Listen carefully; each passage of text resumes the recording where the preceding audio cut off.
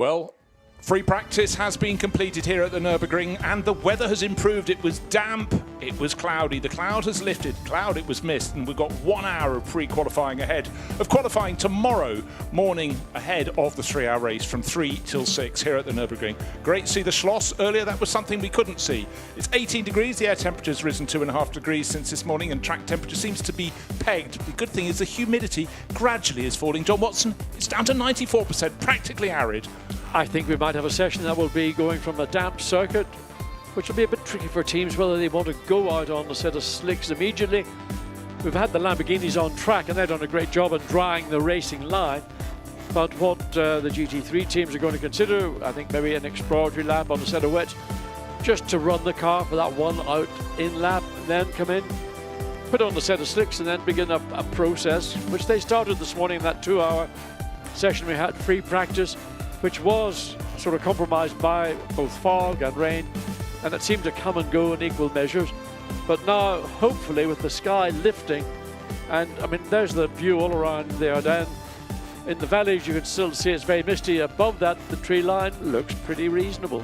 Yeah, it's always very interesting when you compete at the Nürburgring on a weekend. There's something happening at Spa-Francorchamps, separated by a national border, but they're really very close and they're very similar. They've got altitude, they've got lots of trees to hold the moisture in, and they're great circuits as well. So it's always good to watch what's happening at the other one and see what's coming your way. At the other end of the Ardennes forest, it is pouring down. Here it is not. But there you can see the track. You can see the dark bit of the racetrack. That's the damp bit. The lighter colour is the dry line. So people are getting prepared to go out for this final 1 hour of pre-qualifying, and this is the last time drivers' cars will be on track until tomorrow morning when we get those 3 qualifying sessions. Just rattle them out, and then the break until we start the race, 3 p.m. in the afternoon. Yeah, the weather forecast seems set fair tomorrow. Now, the Spa 24 hours ended up being a victory for Aston Martin at really late in the race. This was the winning car. Matteo Drudi, Marco Sorensen and Niki Team. Of course, a disaster befell the 51A, of course, of Ferrari when a car was blocking the pit entry. That cost them victory. Now, what would happen, John, if the weather changed here again? This is pre-qualifying, which theoretically counts for nothing, but could it?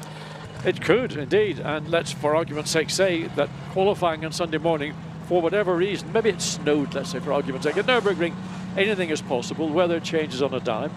So let's say qualifying wasn't able to take place. So the times established in this 1 hour pre-qualifying sessions would then qualify as being your start time and your start position for then the 3-hour Endurance Cup. That would take place 3 p.m. through till 6 p.m. Sunday evening. It doesn't happen very often, but the provisions have got to be put into the rules and regulations that in the event of and or but, that would be how the rules would then be implemented, and everybody goes out. They need to be aware that this is not just a session to go out and just fiddle around and give your drivers more seat time. It actually could be very important in the scheme of things. Sorry, the greater scheme of things. The far greater scheme of things. Right, now, what have we got? We've got a great circuit, slightly greasy. In fact, we've got a course vehicle on it at the moment, just about to pull off.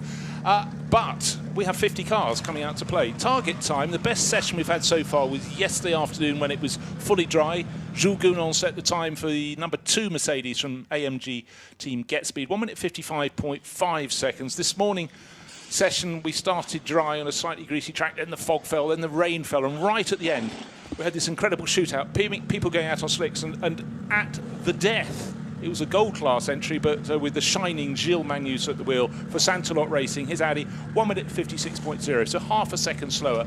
Another lap from a lot of those drivers, and they would have got below Jules Gounon's mark, I'm sure of that. Well, certainly at the very end, the track just gave up enough time for what you might describe as the serious runners, albeit that Gilles Magnus Audi is a bronze entry. Nevertheless, it was a very impressive lap from the Audi, from Gilles Magnus, and indicative of what will happen. Maybe not in this session. We don't know whether the track will stay as it is, whether it's going to improve, whether we might see some more rainfall. But the key will be ultimately, you have to go out and do a time. There the Ferrari is on wet weather tyres. You have to go out and establish a time in the event that something on Sunday morning might preclude qualifying being able to take place. It could be weather. It most likely would be weather. The other option, of course, if it's not wet, it could be another sort of cloud base falling on the circuit, so we wouldn't be able to get a qualifying sessions held. Yeah, but how soon to go out and try and make those laps? The first 2 laps, it's going to be drying the grease off the circuit. We had 40, nearly 50 Lamborghinis out in the Lamborghini Super Trofeo Europe. They had 2 qualifying sessions just ahead of this, but there are still dark damper lines. Yeah, and if you just watch from the rear of a car that goes through picture, you'll see the tyre marks being left on the surface of the racetrack. So there is still sufficient amount of fluid on the circuit, not all around it, because you can see coming down here into turn 8, it doesn't look bad. And the number 30, after Mercedes, BMW is going out on a set of sticks. Now that's maybe it's Jans Klingsman going to be behind the wheel. That might be a smart move, but certainly I think looking at the first few cars out and the number of track marks that are being left in the surface of the racetrack, it might be a little bit of an optimistic move. Give it 15-20 minutes, maybe the situation will be much more comfortable. And of course, what we always have to look for is any guidance. Well, the number 48 Mercedes going off shows if you run a little bit wide, it's not as grippy as the grippy line on the dry line, and the windscreen wiper for Chris Froggatt in the Sky Tempesta Racing Ferrari shows there is still spray coming off. Yep. But then when you're right behind someone else, of course you're going to get it, and particularly if they're just rumbling over the curbs on the outside. That was Daniel Murad, by the way, in the 48 Mercedes that ran wide up at turn 11. No harm done, but it just is indicative that while you think you might have some grip, don't expect the grip to be there, because it's not. It's going to take a number of laps with all 50 cars or more, or not more, 50 cars or so, just trying to, this is like a giant vacuum cleaner going around the circuit lap upon lap upon lap. 46 BMW dives down the inside. So that is, who is 46? It's Raffaele Marcello. Okay. And he was diving into the first corner. Time we've seen him today. Exactly. We saw him sitting in the garage having the second part of his breakfast earlier today. But the laconic Swiss driver, you know, I enjoy seeing the tails kicking out on these cars. I think all people do. But look, we've got rain on the camera lens halfway around the circuit. And bear in mind this morning, we had mist hanging over the start-finish straight, which is the highest point of the circuit. The lower points were clear. But now, no wonder Chris Froggatt had his windscreen wiper on, just as they were trying to put a banker lap in. We haven't got any laps on the board yet as a flying lap. We've had out laps, but again, with 40 plus cars, almost nose tail around, they will be drying, but there's a little moisture coming from above. Yeah, and there, you can just see it coming down through turn 6. That actually, I think it's beginning to deteriorate, because there is rain falling, wipers being activated on the Porsche, nothing on the 007 Aston Martin. So those that have braved it by going out immediately on slicks are going to think, ooh, maybe, was that a little bit optimistic? I mean, at the moment I did it, it was the right choice, but maybe a minute, 2 minutes, 3 minutes, 5 minutes into this session, maybe that was a little bit. And you can see the Porsche, how much it's moving around. Look, how much the visibility's changed. Yeah, Maurice Schering had a couple of little twitches, then a massive one right in front of the 007 Aston Martin. That's the car that won the Spa 24 Hours. Augusto Farfus in the middle of the shot there. Very happy he's not a driver in those changeable conditions. It's always good when your teammate has the problems. Drivers can be sadistic. Can't they? They Awful. love seeing their competitors getting into trouble. I mean, it's just amazing of human beings, the sort of the mentality, almost sort of perverse mentality that you wish your fellow competitor, yeah, come on. That'll teach you, that'll teach you. Well, there's a degree of schadenfreude, but I guess it's particularly with the pro crews, because they know that any of their teammates can handle all of these conditions. It wouldn't be quite so much schadenfreude if you were down with less experienced drivers. But Augusto Farfus, Philippe Eng, they've got all that experience. Raffaele Marcello in the 46 just going out of picture, and just again up at turn 17. Is that a Porsche? Yeah, it's the Lion Speed car who's trying to make an 18th corner on the circuit. Got it very, very wrong at the final corner. It's not one that's on the circuit map that I have seen, but nonetheless. And what's happening here? It's a front bodywork damage on the front right. Oh, is that no, suspension? it's just, yeah. Or is it a wheel come loose? That's why it looked a little bit odd. It is. Oh, look at that. Look at the shards of aluminium or magnesium that have come from inside the rim. So I think that rim might be assigned to the biffer bin. Yeah, well, that's... Why did that happen? Was the wheel not attached? There's dials all around there in the disc, and the wheel those dials should lock in to those slots in the rim. So that's a bit of a concern. Well, for Jens Klingman, I was looking at his split times, and I'd have thought of that driver lineup from the AO, the Oman racing team, he'd be the guy to put in the car. He's very quick in changeable conditions, and I wonder where on the lap that front right wheel suddenly was off at an angle. It's not often we see that, but maybe just somehow, maybe in the pressure of the moment, the wheel didn't get fully, so the pegs and the wheel didn't get into the slots as the 998 BMW elbows its way through some of the slower traffic coming into turn 5. And the Mustang has been smacked, and the rear bodywork has been absolutely murdered. And I wonder, was that the consequence of the 30 BMW? Did it hit the Ford Mustang, or was that a totally independent, separate incident? I think it must be, John, because the other car, the number 30 Jens Klingmann BMW, has been in the pits for a while. This look as though that's just happened, and he wouldn't have gone on past the pit lane with that bodywork hanging loose. So yeah, more slip have been realised. And Christopher Mies, he's not the sort of driver that's going to back into someone. He wouldn't have got it wrong, but clearly someone's outbraked themselves, used him as the braking point, and that's frustrating for the lone Mustang in the field. Just a little shout out for Toby Sowry, young British driver. He's top of the charts at the moment. It may be early days, just with the first lap on the board. For the reference, 2 minutes 9 seconds, so way off a dry pace. Yeah, I mean it is. I mean, in fact, the McLaren of Adam Smalley is in second place, so 2 bronze drivers, first and second. But the damage to the back of the Ford Mustang is significant, because that's a lot, if not nearly all of the bit from the rear window backwards.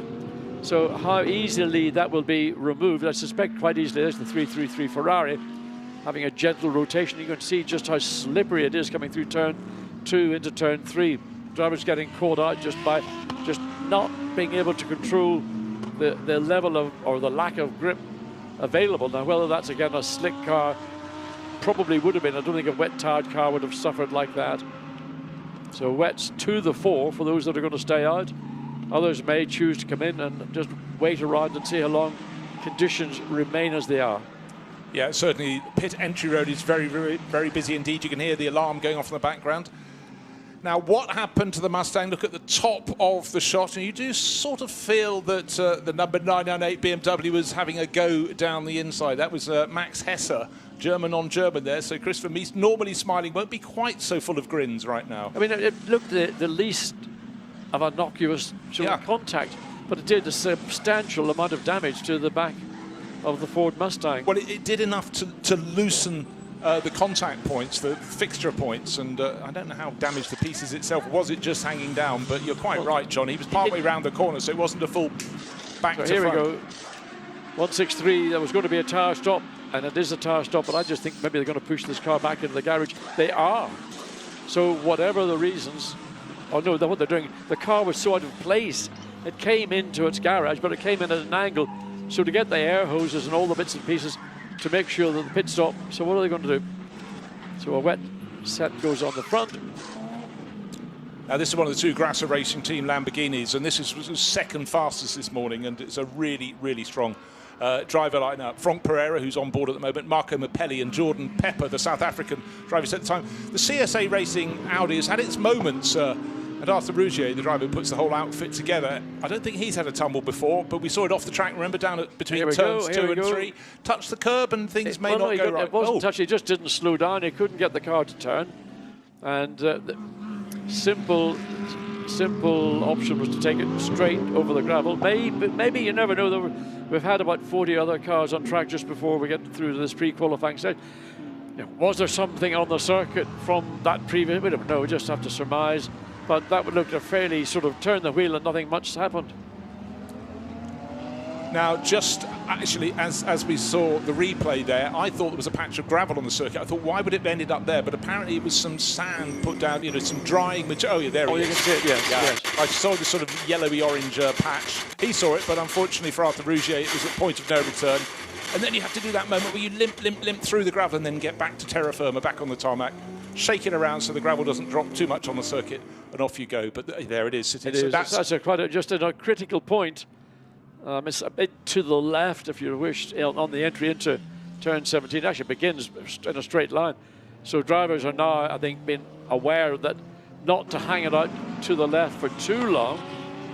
As Alessandro Pierguidi continues in the 51AF Corsa Ferrari and tippy-toes around the outside of turn 3 and then accelerates through the exit of turn 4. And again, even there you can see a little momentary snap from the rear, and we're getting again car-rated track limits in turn 4, car-rated cancellation of current lap times, track limits in turn 4, Car 111 out and back at turn 17, which that we've just seen. Car 911, track limit warning at turn 4. And track current lap times cancelled for 911. I mean, it's a busy race director and stewards right now. Yeah, I'm just wondering why the 51 Ferrari is going so slowly. Is it a sighter lap? Because everybody else is going on past. Had they decided they put it on slicks and that was the wrong choice, they're going to decide not to be heroes and bring it back in? Well, time will tell. Just want to go back to that liquid down on the track, the dried up oil. It does show how the teams, if they've got enough personnel, will have someone just constantly watching the screens to look for any visual guide, because their driver might not have come up to it. And if they can get the message before the marshals have got the waved yellow flags out, then it helps their drivers. I wonder, was there a notification given to teams that there has been some fluid down on the circuit on the left of the entry to turn 17? Certainly, I mean, it caught out Arthur Rouget, and it probably has caught out others, maybe not quite so as obviously as Rouget, but it is down. I mean, whether it's down to the driver alone to pick up what's on track, or whether there's some assistance given to the teams via a notification. Well, in fact, I'm just seeing that another car went off there. That was car number 57. That was the Winwood Racing Mercedes, and now we've got car 159, which is one of the Garage 59 McLarens, stopped out at that final corner of the lap. Driver at the wheel of that is Dean McDonald, and effectively hasn't put a flying lap in because he's been in the pits, out of the pits, and now has come to a halt up there. Yes, Can't see him, stopped at turn 17. We can't quite see it from the commentary booth. Can you have a look out there, Bruce? And see I've got a long neck, but not long enough. They're behind trees for us, so I think he's also probably gone to that same gravel trap, effectively turning straight in and carrying on. Lorcan Hannafin behind the wheel of the Aston drives beautifully down the straight. Yeah, well, very How often do you describe a driver driving beautifully down the straight? lovely fluid movement. So anyway, what doing are a we good getting? job keeping Right. the car off the slippery bits and continuing on his way. And no one is going to improve, because the first flying laps for most of the drivers was the fastest one, because then almost immediately, as people were thinking, should we put slicks or should we come in and get wet weather tyres? Tobury Sowry, the number 991, is at the top of the charts. Century Motorsport BMW, bright orange and black, sort of glows in the dark, and it is getting increasingly dark here. It might be early afternoon at the Nürburgring, but on the one hand, it's dark, it's grey, it's slightly damp, but it's drier than it is at Spa-Francorchamps. We will focus on the action here, though. I mean, this whole Ardennes, it's a massive forest that extends through Germany up into southern Belgium. And again, because of the elevation of Nürburgring, the trees act like a magnet to any moisture that might be around. And as we saw this morning, you can have literally, you can't see your hand in front of your face where we are at the start-finish line, but down at turn 8, not a problem. Yeah, just taking a look. Now, one driver is starting to pick up form, if the cameras can find car number 22. There's Max Hesse, one of the favourites for this weekend, young BMW junior driver.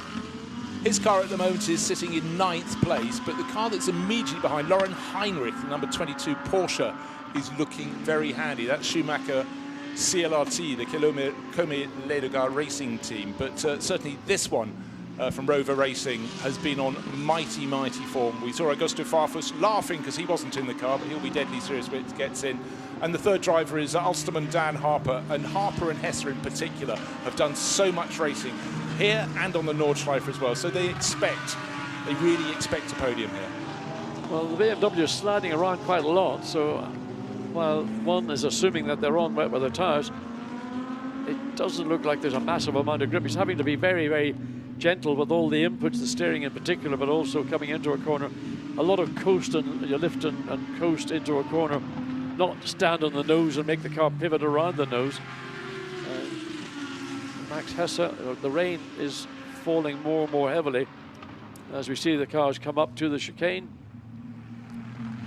So the young German driver hops, skips and jumps over the curbing on the entry and on the exit, hangs it out further left than those two cars directly ahead of him. Yeah, but they're all seeing how close they can get to that. They want to still take a wide line, but they've been warned. Oh, there's a weather map. That's a constant, well, as you can see, sweeping through southern Ardennes, through past Spa and to here. But it does appear to be moving north. If we could carry on moving north, that'd be very kind indeed. Right, this year, Walkenhorst Motorsport have moved from running BMWs and really getting to grips with Aston Martin. Enrique Chavez here, slipping and sliding around. The fastest lap in this session is 14 minutes off a dry a dry time. And bear in mind, John, when we kicked off this 1 hour session, this pre-qualifying session, we thought we might get some quick laps in, but the rain just arrived almost immediately. The cars went into that's really spoiled some plans of many of the teams. We're just 16 minutes or so into this 1 hour session, and right now lap times are dropping as a consequence of the track getting more and more wet. Now you're getting to the level of where the wet weather tyre says, I like it a lot, because wet weather tyres are designed to clear water. What they dislike is that sort of middle patch with a drying line and a scum on the surface.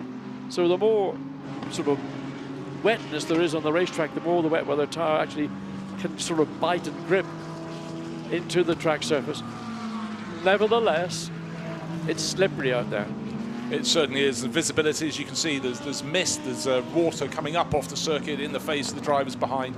It's about caution. So any talk we had, it seems a blithe moment beforehand, saying, first 2 laps, go out and put a banker lap in, because if there's a disaster and weather's awful in qualifying tomorrow, which it's not due to be, these will count. But these, seriously, well, it's good news if you're in a bronze class. We've got 2 at the top of the table. Let's say, for argument's sake, we've got some kind of weather, maybe mainly fog or mist over the circuit. Red flag? Yeah, just suddenly saw I mean, the grid would be a most interesting grid, so we don't know the reason for the red flag, but the session has been stopped. Obviously, there's something that needs to be cleared from the circuit, so maybe even some could be debris for all we know, but waiting to see what it is, and that is up at the exit of the chicane. So we're just hearing reports from race control that slippery patch at turn 17, just effectively the turning point for the final corner. You can see a tractor coming out. Very wise decision. The track wasn't improving. Wipe it off. So the brush on that tractor hopefully will do the job. Everyone will come back in. But what we were getting, we were just starting to get some slightly faster times on the wet weather tyres. Everyone's looking at their weather forecast, trying to work out, is it going to be like the first session this morning, where in the final 10 minutes are in the sweet spot and we can go out. So cue the weather map. It's clearly, it's rather nice on the coast. We're not on the coast. Well, there, that little red pin is where we are. And the weather's coming from the southwest in effect. So it's sweeping from left up to right, 18.3 Celsius. So the ambient has gone up fractionally. The track temperature is down fractionally, 95% humidity. Actually, I'll tell you what, John, though, looking at that weather map, we're only on the very front of the rain shower. And we've got, what have we got left on the clock? 41 minutes, and I don't suggest it's going to dry out now to the end. It looks like we've got a good hour or so of rain coming through. Hopefully, and I'm normally an optimist, I'm wrong in this situation. But right now, the crews are in the pit lane, and they'll just be thinking, right, what's the weather now, and what's it going to be for qualifying tomorrow morning? Well, as I sort of was trying to allude to, the times as they stand right now, and we've just had sort of 18, 19 minutes of free practice, or pre-qualifying, I should call it, the grid would be exceptionally interesting if that was the grid for the race. Wouldn't it just? I think it would be wonderful. I mean, people talk about, Bruce, let's have reverse grids to spice everything up. But I don't agree with the reverse grids in principle, but you take your chances when circumstances are as they are. You go out at the earliest time you get a time in, or you hang back waiting for conditions to improve, and then you get your best chance as well.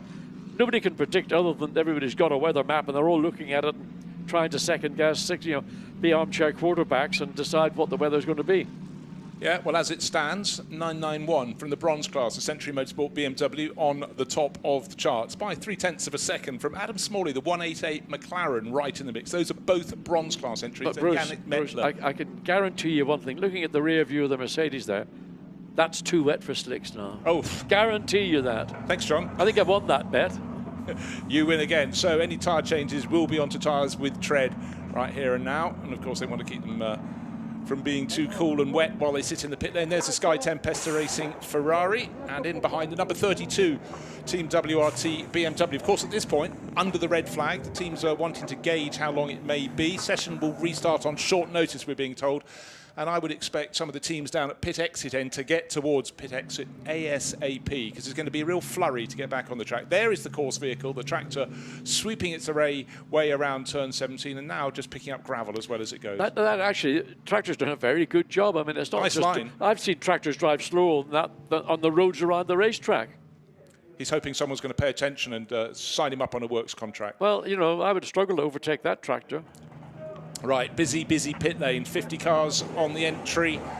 And this is number 46 from Team WRT, one of their BMWs. And let's head down. We're going to 991. It's the fastest BMW, and Antonia has caught up with the driver having a magnificent season, Darren Lung.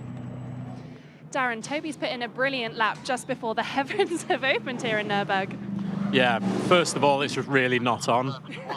You know, as an English guy, we don't come to Germany in the summer for this sort of weather. We've got plenty of that back home. So, no, Toby's done a great job, and yeah, the guys all weekend have been turning out a really fast, reliable car. So, yeah, we're currently sat at the top of the time. So we're hoping quali's going to get cancelled.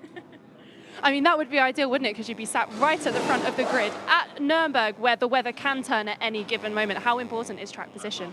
I think in these longer races, it's a lot less important than we'd like it to be. But yeah, no, it's, the other side of it is that you obviously want to be further forward because there's less people to contend with. So yeah, I think yeah, we just want to keep pushing up front as much as we can, and we'll see where we end up.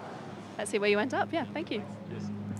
So that's Darren Lung putting on a very brave face, and you can afford to be brave when your car's sitting at the top of the timesheets. And he's a driver who has just hit motor racing running, and he only effectively started racing 2 or 3 years ago in Ginettas in GT4, and he stepped up to GT3. He's last year's British G Championship, but we're back on track, so let's see how it's going to go. Automatically, John, immediately it looks far wetter than it was before. There's no question it's a much wetter racetrack. We saw that shot, the slow-mo shot from the Mercedes a few minutes ago coming in, and the amount of water that was coming off the rear of the car was clearly way beyond the capacity of a dry weather slick to cope with. So it is everybody now mandatorily on a wet set of Pirelli rubber. But just interesting listening to Darren Lung. I mean, believe me, at Nürburgring, I would be much happier starting in the front 3 rows of the grid than starting in the middle 3 rows, or even worse, the back 3 rows, because it is a difficult circuit to overtake on, and if you're in that middle or back part of the grid, it takes a lot longer to get clear, so to get your elbows out and find your own natural pace and space within the field. So if you've got let's say this is the grid for Sunday, rub your hands with glee and think, because when I get my chance to drive the car, whether I'm second or third in, when Jake Dennis is in that car as well, so Jake is a full professional driver. Remember, in 2023, he was the Formula E World Champion. So great to have Jake back here racing in GT3. So that's a quick car. And I mean, Darren is, if you like, the least experienced driver of the 3. But it's still better to be at the front than it is to be fighting midfield. Yeah, and also think of the format of the starting sequence of the circuit. The first turn is very wide on entry. It entices you in. But right now, then it's very tight indeed. So start at the front. That's where you need to be. But now, let's find out what it was like. This is team radio from this car, 34 before the flag. The first sector was already much quicker than before. Yeah, the first lap was literally far from ideal. Yeah, balance-wise, I mean, it was just the second lap, but I feel a bit of understeer and lack of rotation pretty much in every corner. Even on slow speed turn 1, for example, I really need to slow down the car rotates. And I don't know if it's myself or not, but it feels quite hot inside the car. I don't know, it didn't feel like this yesterday, so just have a look into that. Yeah, copy, thank you. Okay, that was the voice of Enrique Chaves, Portuguese driver. Should be used to temperature, high temperatures, we get them down there, but certainly was cooking a little bit on board that number 34 entry from Walkenhorst Motorsport, their brand new Aston Martin Vantage. Yeah, I don't know why. I mean, the ambience not high, and ordinarily you wouldn't imagine the interior of the car would be especially warm. Oh, and there's Vincent Voss, the boss, or joint boss of WRT, looking quite happy. Well, that smile indicated he was quite happy. He's happy that a BMW is certainly on the provisional or provisionally quickest. His 2 cars are, where's the 32? It's 13th position. Yeah, 4th. And the 46 is done in 18th. And there's a spin from the 163, and that's coming out of turn 1. And that's an area where we've noticed drivers getting into trouble. It's the transition of the exit of 1 into 2, and it just seems to be super slippery for some reason. Really does. You often wonder if someone was helped. So that's the reason why. Well, that was a pirouette in unison with the McLaren and the Lamborghini, and I think that either one wasn't aware of the other, or is that a right front gone down? Well, Could well be. Yeah, well, you can see where slowly going down as the it comes. clash has been. The wheel limb. The rim, you can see the rim is damaged. Is bent at the bottom. So that's Nikolai Kjær, so he'll have to limp his way back round. Don't think there was any damage to the car that was given the push. That's got going all over again. The 163 Lamborghini. Franck Pereira, 4th on the time charts. But, you know, it may well be what we've got now with just over half an hour remaining is as fast as anybody's going to be able to go, because it's very, very wet. But then again, yesterday morning it was very, very wet. And so at least they have some experience. But right now, for the young Dane, Nikolai Kjær, it's a long limp home. Well, all they can do is just rotate the 3 drivers and give them a bit of wet track experience today. Whatever they did on Friday morning is what they did on Friday morning, so it'll never be quite identical. And visibility there, you can see, is becoming an issue. The spray is going up and it's hovering, and then it falls along with the rain itself that's falling. So it's not ideal conditions. It's not the rain in the windscreen doesn't look particularly heavy. It's the spray isn't getting blown away.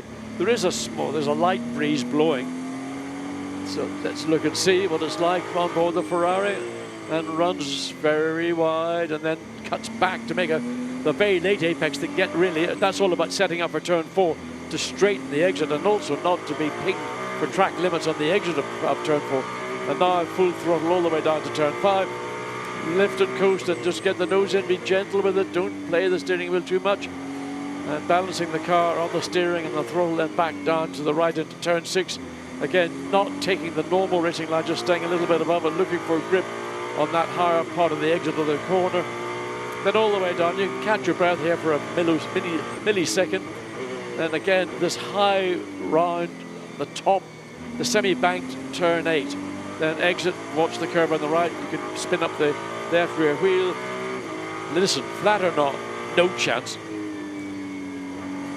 I tell you, if he'd been flat through there, that would have been a quick lap. It certainly would. So Eddie Cheever, we were talking earlier, John, about how there is nowhere for a driver to hide, but now we've got 2 cameras on board. Earlier, did you notice we had the right-hand side of the screen looking back at Eddie Cheever, and then on the left-hand side on the main picture, we can see his hands moving on the wheel. It's just fantastic, but particularly listening to the throttle traces as he goes through corners that could in the dry be at a pinch dry, but right now it ain't dry, it's not flat. I mean, this is the only corner that's flat out. That's turn 13, that's not really, that's just a gentle curve. And then you get this run up into the chicane. And, you know, we get through there cleanly, doesn't have any errors coming off the turn 16, just rubs the curb, and a little sort of flinch from the car.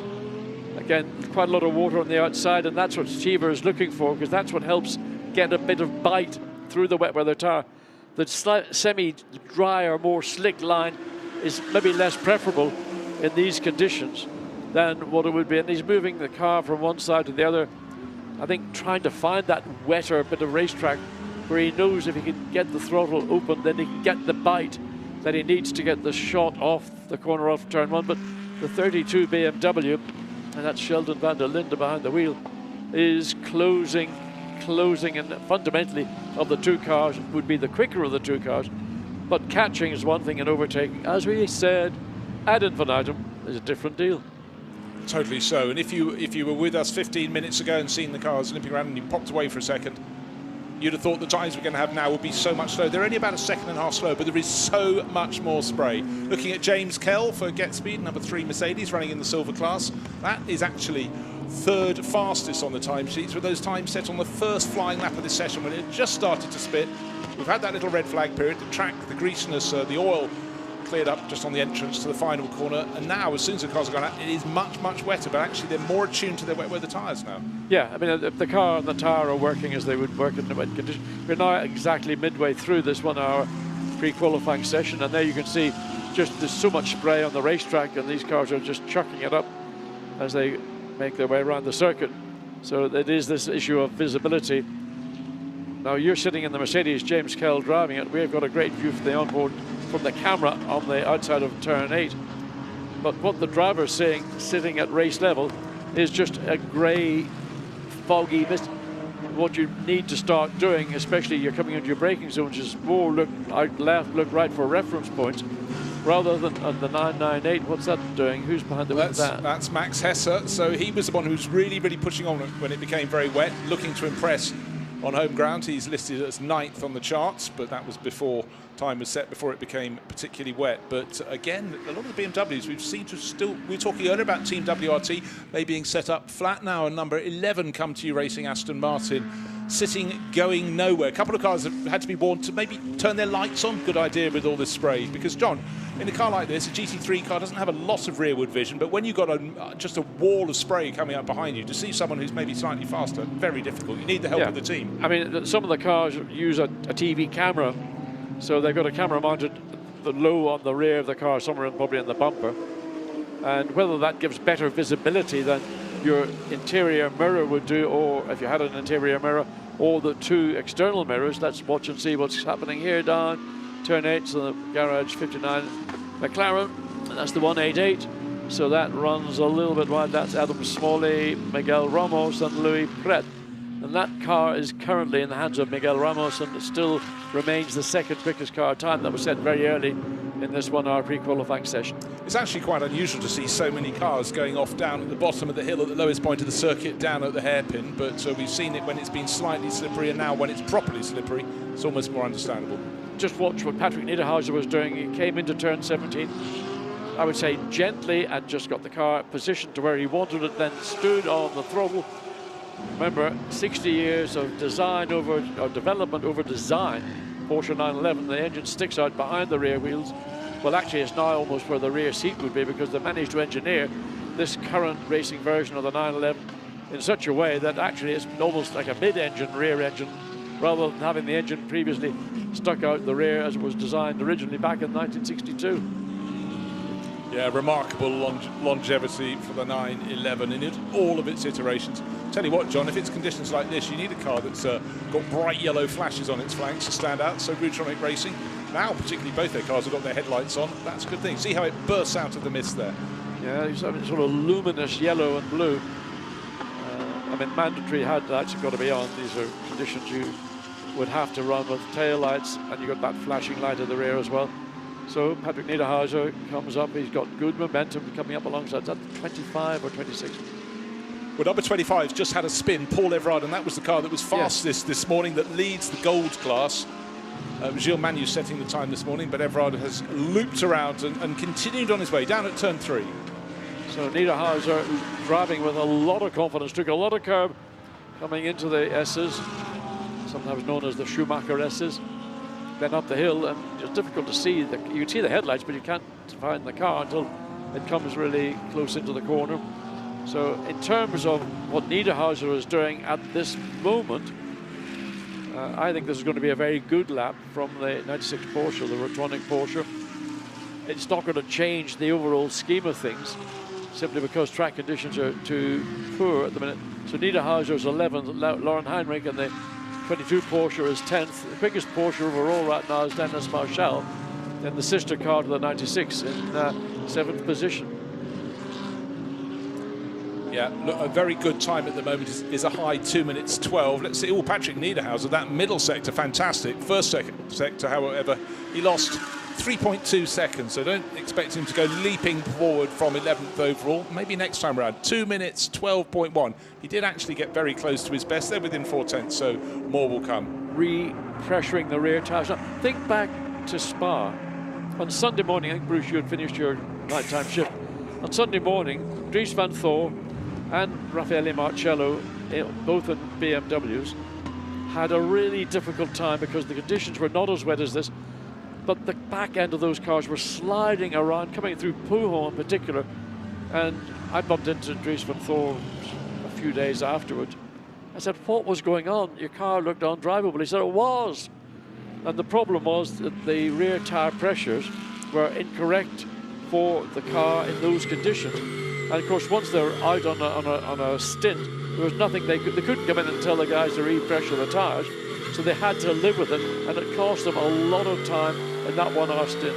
Yeah, a lot of pain there when you know you could be faster. Right, if you want the best sound, well, to our ears, the Ford Mustang appears to have that. Chris Mees way down in 38th position. They're still developing. This is the first year for the Ford Mustang GT3, but just listen for a second.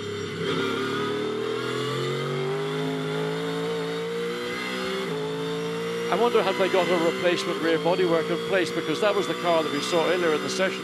It appeared to get tagged by the 991 BMW, or beg your pardon, the 998 Rover Racing BMW, and it had to come into the pits. The bodywork is mandatory that you carry spare sets of bodywork. That was a significant amount of bodywork that had been damaged. It was, but here's Chris Meese back out on the car. Let's look at it, and it looks absolutely showroom brand new.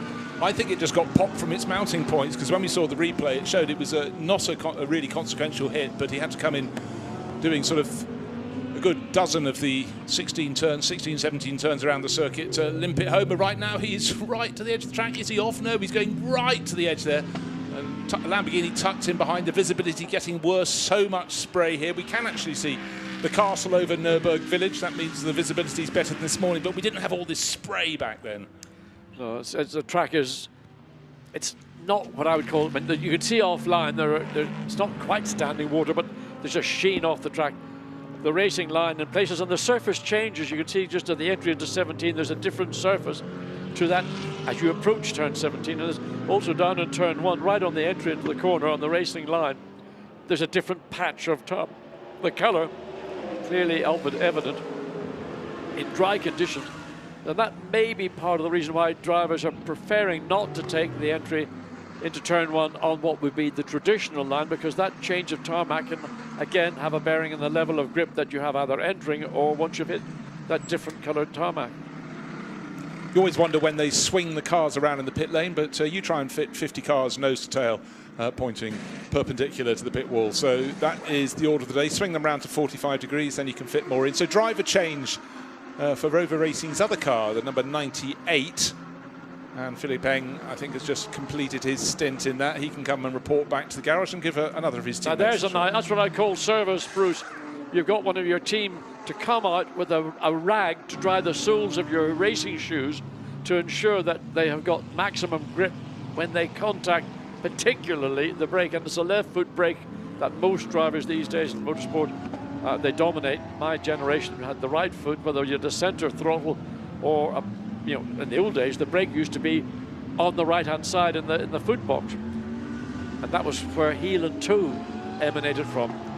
Today, obviously, it's the throttle on the right, the brake in the middle, and if you've got a clutch, that's on the left-hand side. Well, John, I hope you still insist your riding mechanic does that for you when you're at home. Lorenzo Petresi here, getting the tail out of a twitch and a slide. Look at that, look at that.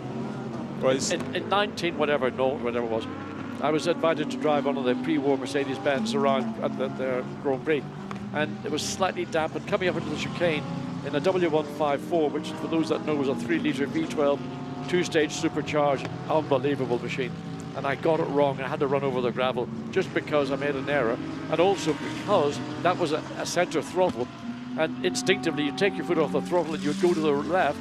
Oops-a-daisy, had to make a reset, get the brake pedal on the right, but luckily nobody saw it because we didn't have TV in the way we have today, and there was no onboard cameras, and there was no social media to record it either. Your secret is safe with us, John.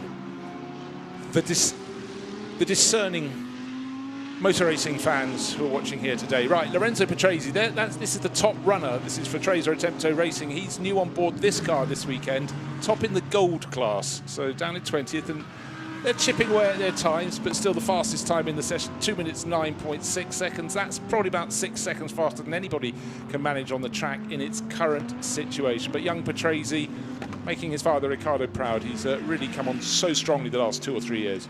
Yeah, very impressive. His beginnings were impressive, and he's just, well, he's, what is he, 19 or maybe 20 years old now, and he's got a wealth of experience, and of course he's got the history from his father to fall back on, the advice and the support. Don't need always to have, you know, dads following son's career and getting too involved, but just be there for the moment when you need it. And if you've had, i.e. the son has had a poor day and he's feeling a little bit down, then that's what dads are there for, to support. You put an arm around and say, don't worry about it, listen, tomorrow's a new day. Yeah, and he's only 18, in fact, turns 19 this October. Remember, he was 16 when he started competing in GT3, so getting younger and younger as we get slightly less so. So no changes at the top. Still immensely hard to pick the cars out in the gloom here. the moment we've got about, actually pretty much everybody bar half a dozen cars out on the circuit, so the spray around, the visibility is slightly lifting in terms of cloud base above the circuit, but it's due to be sunny all day tomorrow. We've got qualifying in the morning, then the 3 hours from 3 till 6 of the Endurance, the third GT World Challenge Endurance round of 2024. So looking in, the number 9 Butson VDS Mercedes AMG GT3, that's their garage, and just having a look at not just the timing and scoring, probably keeping an eye on what their weather app is saying. So the Aston has also run wide. That was up at turn 11. So the 35 got it slightly wrong. We didn't see how it began. That's Locke and Hannafin. So Irish driver competing internationally. I mean, easy to get caught out. I mean, in these conditions, just one small maybe adjustment. Let's look and see what happened. Comes up, yeah, you can see under braking, the brake snatch, when being caught that painted white line. That's all it takes, and there we go. Now, well, actually, that's up a turn. Ooh, very neatly executed indeed. Well, yeah, I was saying you go through the sequence: track, grass, gravel, get out the gravel, and that access road was very, very convenient. But that was actually at turn 5, not at turn 11. On the downhill, left-hander. Well, that would have given him a bit of a wake up there, because it's almost over a crest, but he gathered it all together and got it back. And continues to sail on his way. Again, so much spray. A few drivers further down the order are starting to improve their times a bit, but what to fight for? We're 17.5 minutes remaining in this session. Well, one that's just made an improvement is Joseph Awega in the 77 Mercedes. Another one is Alessandro Pierguidi. In fact, he's just seemingly dropped out because Michael Grenier in the 777 Mercedes has leapt up to 31st. Pierguidi had improved one position up to 34th, but Grenier has trumped them all. And okay, Raffaele Marcello was in the pits earlier, but we've got him now. His car is fastest in the straight line, 242 kph. John, right aboard with him. Okay, so coming on to start-finish straight, so it takes a slightly different entry into turn 17 than others. They were taking a wider sweep around the corner. So ride with the Maestro. Coming down, the start-finish straight, watch for the engine lifting off. Now, which entry line is he going to take? He takes the wide, high line and just runs it round the outside, then sort of diagonally off to turn 2, hangs it out round the outside. Be careful not to get the rear wheel onto the grass, that sort of strip of grass or AstroTurf, whichever it is. Well, what's he doing? It's all a bit weird looking at the minute, frankly. I'm not sure what his intentions are in the back of the car, sort of wandering around a bit as well. It's a strange run in these last 2 corners for Raffaele Marcello. I'd like to maybe look at that again and see whether he's, of course, catches up to the back of the Lamborghini into turn 5 and, well, just decides to drive around the outside and then just cuts the nose off the Lamborghini without any mercy whatsoever. Once you're alongside, you always think, well, that's my corner, I can do what I choose. So down the hill into turn 8, again, takes the high-ish, no, and he runs it, makes it sort of a bit of a peaky kind of in, out, a sharp pyramid almost, in and out, trying again to get the car as straight as possible on the exit. And very, very careful as he comes up through the Schumacher S's, left, then right.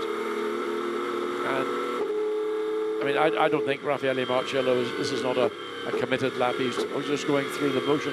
He might be coming in for all we know, but it doesn't look, it's Raffaello on the ragged edge, hanging it out, entertaining the public. At the minute, it's just going through a fairly gentle in-lap, I would suggest. Well, I think it's an in-lap. The sister car, the number 32, BMW, has just entered the pits as well. And I think Raffaele was going, well, I'm not going for a time here. I'm just going to see what's happening beyond where I would normally be racing, just experimenting. How close to the curb can I get here? What's the moisture content? How much can it hold? Right, we're looking at one of the AF Corsa Ferraris. This is the one that's regularly driven by Andrea Bertolini, and it is indeed Bertolini at the moment, running in the bronze class with father and son racers Louis and Jeff Michiels from Belgium, and Andrea lapping in 2 minutes 16. That sort of ballpark figure thereabouts. The very quick people recently been doing the high 2 minute 12s. You mentioned Joseph Awega. He's the one that set the fastest time in recent laps, but doesn't appear to be raining so much now, but we've just the sheer amount of water sitting on the track is the issue. Andrea Bertolini's got Ferrari written through him, like I've got a bit of Bognor Ridges written through me. So he's been at Ferrari, I think, all his life, and is very, very important member, especially for the cliente, the customers that buy these Ferraris. The factory sort of blessed Team A, of course, where they've got a pro car is a different deal. But this is father and son Michiel, and Andrea Bertolini brings an enormous amount of experience and knowledge to that setup where father and son compete. And with an outstanding driver in Andrea Bertolini. And don't forget, a couple of weekends ago, John, at the Goodwood Festival of Speed, we both saw the 499P Modificato, so the hypercar from the World Endurance Championship, which would be the sort of car that he might be advising people how to drive on Ferrari special track days. Didn't see it. I think I might have heard it. That'll be the one. It's the one that sounded like it was screeching and as if somebody was torturing it. It certainly sounded magnificent. So, windscreen wipers beating around here. Drivers trying to see what they can do lap time wise, but this is interesting. The gap to the lead, this is the bronze class. We've got the 991, Darren Lung's car, at the top of the table. Second fastest outright is the 188. Louis Pret at the wheel of that at the moment, but they're the ones that if qualifying doesn't get to happen because of bad weather tomorrow, this is a real hypothetical situation, they'll be having a laugh. But to start at the very front of the grid would be a massive help to those two pairs. So the 991, the Century Motorsport BMW, and the 188 McLaren from Garage 59 could have a big smile. But that's unlikely to happen. Yeah, I mean, right now, I mean, Darren Lung, but he wouldn't be having a laugh, he'd be having a giraffe. He would. The whole works. Right, now, Andrea Bertolini, the visibility is low, it's poor, it's wet, but he's been driving every form of Ferrari over the recent decades. The 296 GT3, this is a circuit where it's had its greatest win so far. It won the Nürburgring 24 hours last year, and it's kept on being right at the front end. And with AF Corsa, those decades of experience of running them really, really helps the crew. But again, you know, he had to really haul it around that first corner, John. Yeah, they're just trying to check the speed without getting a lockup. Now, again, these cars got ABS on it, but you can see the back of the swing. I mean, the ABS, and they got traction control, but again, just on power going through turn 2. The rear of the car was swinging around, so he's probably got traction control dialed out to a degree. It's not turned off, but it's, you know, certainly he is able to control the car with the throttle rather than having the onboard brain controlling it. And again, that's where his more sort of educated right foot could really is the tool he'd prefer to use in that circumstance. If he wants to slide it, he can. Right, still getting accustomed to Walk on Horse Motorsport, running Aston Martins, and we're still accustomed largely to seeing Aston Martins racing in the sort of dark metallic green, the moss green metallic, but for Walk on Horse, good to see their cars doing something a little bit different. Well, I mean, look at the graphics on that. I mean, it stands out, it looks great. I mean, I think that actually says more, to me, that's what modern Aston Martins should look like. I mean, the traditional, that moss green metallic, that was always the sort of the DB5 James Bond or whatever. But that is a contemporary graphic on the front of the car. And it makes the nose, the traditional Aston Martin nose, really, really stand out. It does. It really emphasizes that traditional grille. So Tim Cresswig at the wheel of the number 36 Walk on Horse car. There it is. You can make it out coming through the gloom. The car 17th on the time charts. Again, any of these times pretty much were set in the first flying lap of this 1 hour pre-qualifying session. We've got just over 10 minutes remaining. But right now, Tim gaining experience of what this circuit's like in the real wet, because it's properly wet. It's not really raining anymore, but there's so much standing water. Another driver, just interesting, as Aston runs wide up at turn 11, another driver is doing a good job is Sandy Mitchell. He's up to 29th place in the Barwell Racing Lamborghini, and his last lap was a 2:13.006, compared to the last lap of the 991 BMW, Darren Lung behind, which is the quickest car on course, but that the time was not done by Darren, it was done by Toby Sobry. So Darren, the lap time of Sandy Mitchell compared to the last time of Darren Lung was 4 seconds to the advantage of the 78 Lamborghini, and that's the difference between the graded drivers and the bronze, who is less so experienced. Yeah, entirely so. We've got just over 10 minutes remaining in this session, and we talk of Sandy Mitchell, and there he is, really flying around the circuit. His lap, 2 minutes 13.076, was the fastest for quite some while in this session. But look on board with him. He really can see so little through the spray. But there he is, over 200 kilometres an hour and breaking down into second gear. Yeah, and one of the issues I suspect some drivers might be having to deal with is the cockpit heat vis-a-vis the external heat, and therefore is misting within the car going to be a problem. And I would suggest that might be a sort of it's on the cusp, I think, you can see the wiper working overtime, clearing the windscreen, but there are patches to the right, particularly on that drive, or the offside mirror, or offside window, that look to me as if there's little bits of steam beginning to gather. Yeah, driver has to really keep that out of his mind, focus on what he can. So he tucks in behind a McLaren now, dropping down to the flat-out right-hand kink. He would love to go past, but there's no way to do that because the track narrows very much there. It kinks and it crimps. He's going to dive up the inside into the chicane. What's the point? Well, he's having a go. Yeah, well judged overtake by Sandy Mitchell. He was in the position that he needed to be. He wasn't able to second guess what the McLaren might do, but obviously the McLaren, I think, recognised there was a car directly behind and conceded the corner, but it was a well judged overtake by Sandy Mitchell nevertheless. Yeah, so coming up to complete the lap, he's not likely to really go vaulting up the charts. No, he's 1.4 seconds slower than the previous lap. The cot's down, but the visibility is beginning to improve. Not the spray, but the visibility where nobody has just gone through puddles in front. The Winwood Racing Mercedes there, that's down around the middle order and rumbling its way through the murk. Again, just trying not to make mistakes. It's Dan Arrow, one of two Dutch drivers on board that crew, along with the Thai racer, Tanard Sati and Tiracle. But it's Dan on board at the moment, running in the... So 36th at the minute. 36th silver class, but importantly, within that class, he's fourth in class. Where's the car? Where's the car? There it is. And then suddenly two Aston Martins burst out of the murk, and in the background, the Winwood Racing Mercedes comes running through. No improvement coming their way, but right now, in case the weather forecast is completely wrong for tomorrow, you might as well give your drivers experience on what it's like in the wet here at the Nürburgring. Where does the water lie? Well, all over the circuit, but where particularly does it lie? That's the question they need to know. I don't think there's any sort of serious standing water per se, but there's water offline. I mean, you can see the headlights picking it up. There's a clear sheen, but it's not what I call deep standing water. It's much wetter. There, coming out of turn one, you can see how much wetter it is when you come off the wide line. And, well, there's a bunch of happy-looking guys, aren't they? I mean,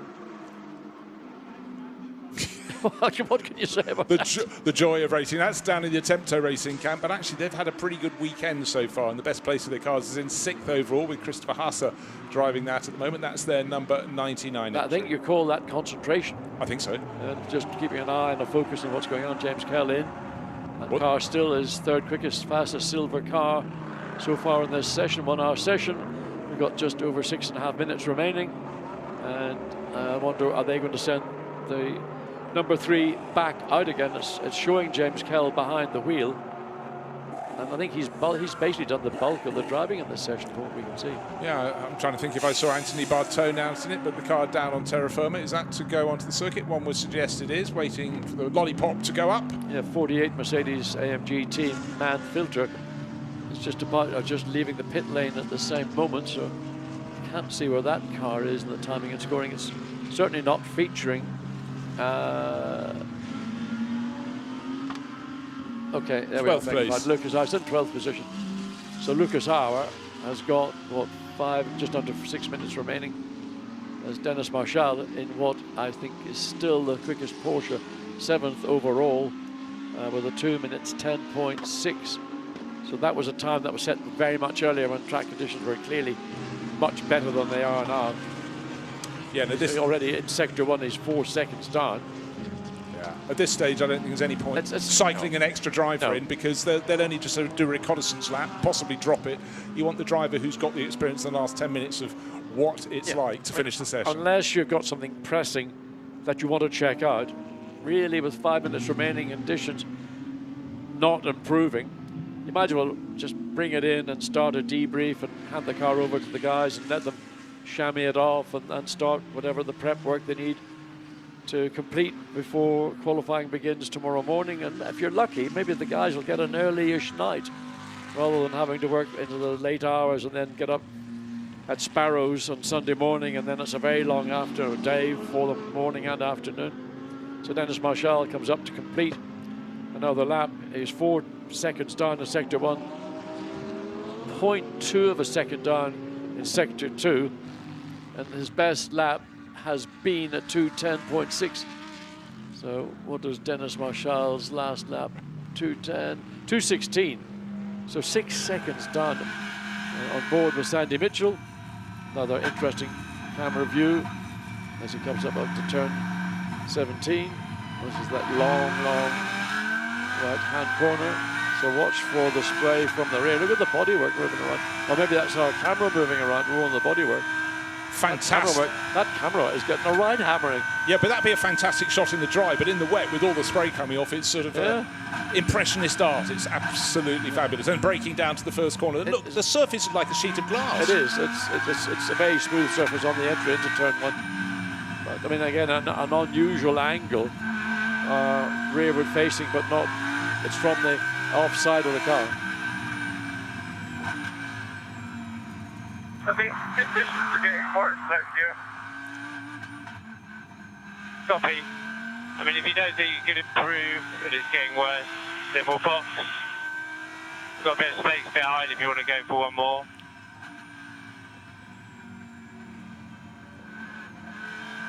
I'm going to try. Let me know after half a lap if I'm down or not, because I can't see. That was the message, excellent message from Barwell Motorsport. And again, there wasn't an instant reply. Sandy Mitchell was sort of totting up the circumstances. Have I got people in front? Can I go for a quick time? He needs help from the pit lane. He's caught behind another car, so that's going to inhibit what he's doing. And he was sort of indicating, look, is there any purpose point in me staying out? We've got, what, just under 3 minutes remaining. And, you know, in any moment, you could find yourself getting caught in another car's incident, or you get caught out because there's visibility issues that you can't quite see where you are. Slides up alongside the Porsche. Good. I mean, twice we've seen Sandy Mitchell make strong overtakes. Not normal to see them going into turn 11, but in these situations, these track conditions, it is actually, believe it or not, easier to make a pass than it would be in a full dry circuit. And why, so explain why that would be. Why would that be, John? Because in dry conditions, everybody can push that much harder. In these, somebody's been off. Oh, is that the Get Speed car? And that, what a lovely flower pot that makes. Yes. Is it spring? Is it summer? Well, it's sprung and it's been pushed back in the garage. And that's, I think it's the number 3 Mercedes. Yeah, I think it is. Team Get Speed car, who was last out in that, James Kell. And bear in mind, that was the car that actually is top in the silver class, but is 3rd overall. And we've got qualifying tomorrow, but you take your moments. And that wasn't the only car running off the circuit. Plenty been going off at turn 3. That's a very, I think, interesting. I've never seen gravel and grass. And I mean, just at the very edge, like little whiskers sprouting out from the very edge of the front splitter. Very, very artistic. Very artistic indeed. Bear in mind, we did see a short while ago, now who was it who went off? It was on the Aston Martins. Well, it was the Balkenhorst car down at turn 5, and they went grass gravel track, so it could be the same arrangement. Here we are, the car that's fastest in this session, as the checker flag will be out in just over a minute. It's the 991. Jake Dennis behind the wheel. Century Motorsport BMW. They've gone through the cycle. They've put in the quick guy in the team, the pro, Jake Dennis, taking over from Toby Sowery, who set the time, and Darren Lung, who was having that very enjoyable interview in the garage earlier in this session. So he comes across the line. He will get one further lap, so if he so chooses. And we're now just less than a minute of this 1 hour pre-qualifying session before it concludes. Or as he stayed out there, he is now just coming into. No, that's the 30 BMW. So maybe I think Jake Dennis, did he go into the pits or not? No, still out on the track.